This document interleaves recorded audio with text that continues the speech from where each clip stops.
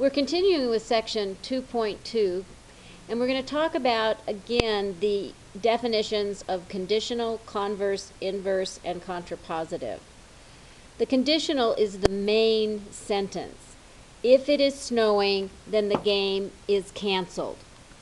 It is snowing is labeled P. If the game is canceled is considered Q. The if and the then are the conditional form. The converse, instead of if P then Q, is if Q then P. So the if Q then P is if the game is canceled, where it's coming from here, then it is snowing. We've basically reversed the two parts. The inverse is the negation of both P and Q. If it is not snowing, then the game is not canceled.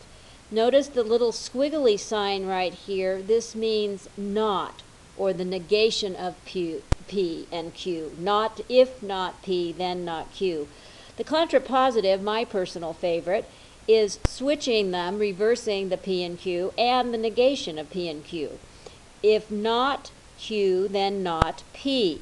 If the game is not canceled, then it is not snowing. Now, if you look at the truth of these things, you can look at the conditional and determine if it's true. Sometimes you have to be told that it is true. So I'm going to tell you that the conditional statement is true. If you look at the converse, if the game is canceled, then it is snowing. Well, there can be lots of reasons a game can be canceled besides snow. There can be thunder and lightning. There can be a cancellation. All the players get the plague or something. So the converse of this conditional is false.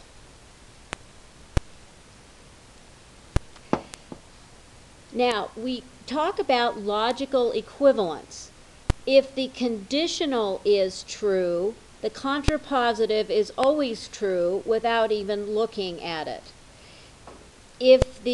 This is logically equivalent statements. If one is true, the other are true.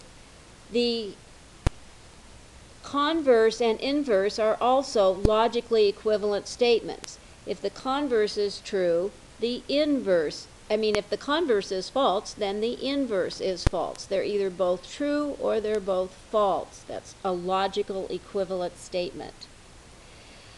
And let's go through one more together. We have the conditional statement, if x plus 3 equals 5, then x equals 2. So this is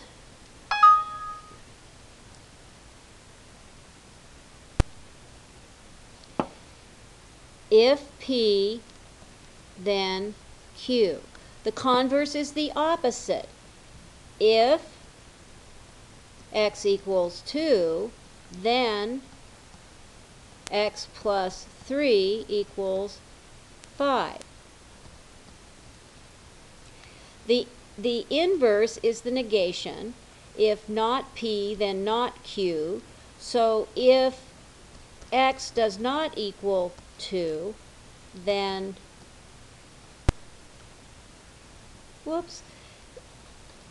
if x plus 3 does not equal 5, then x does not equal 2. And the contrapositive changes them all. If x does not equal 2, then x plus 3 does not equal 5.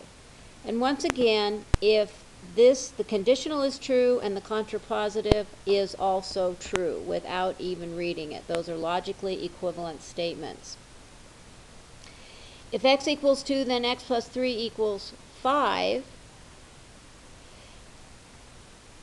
is true. If x equals 2, then x plus 3 equals 5. Is that true? This is true, and so it makes this one true.